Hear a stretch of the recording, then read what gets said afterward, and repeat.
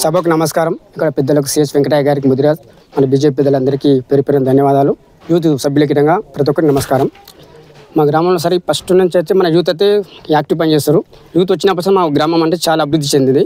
ఇక మన మద్యం పానం గురించి చాలా కష్టపడాలి, వాళ్ళకి చాలా మెచ్చుకోవాలి. ముందు ఇటంగా యూత్ ఇదే విధంగా మా గ్రామానికి ప్రతి ఒక్కదానికి ముందుంచి చేసిరంటే వాళ్ళు ఎంబడి మేము అందరం సపోర్ట్ ఇస్తామని చెప్పినాము. ఏదానికన్నా కష్టపడుతున్నాం సార్ వాళ్ళు. ప్రతి ఒక్కటి చిన్న పిల్లలు కంటే సార్ ఇప్పుడు మన 10 years అయిందనుకో ఇప్పటివరకు తాగుతున్నారు పిల్లలు ఇప్పటికీ.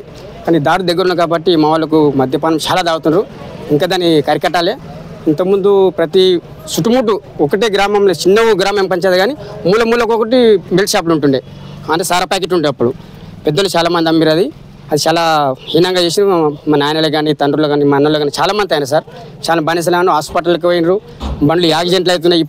ఇప్పుడు మా వేజే సార్, నా చిన్న వేజే కదా, మేమిటే తాగి బండిని తిరుగుతాం. మేమిట అలాంటి చాలా తప్పే. మేము ఇప్పటికీ బంద్ చేస్తాం.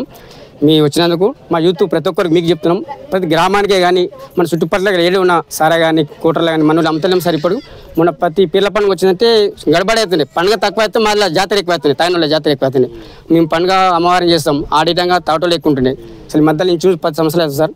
మా యూత్ వాళ్ళు దిగినప్పటి సంది మా గ్రామం చాలా అభివృద్ధి ఉంది. పెద్దల సహకారంతో మేము చాలా యాక్టివ్ ఉన్నాం సార్. ఇప్పటికైతే ఇప్పుడు చాలామంది తక్కువ చేసాం సార్. ఇప్పటికైతే ఎవరన్నా కష్టపడుతున్నారు, పెద్దమ్మ తాగుతారు, తెచ్చుకుంటారు, ఇంట్లో వండుకుంటారు. అంతే. ఇప్పుడైతే అందరం మంచిగా ఉన్నాం సార్. అందరికి సంబంధం.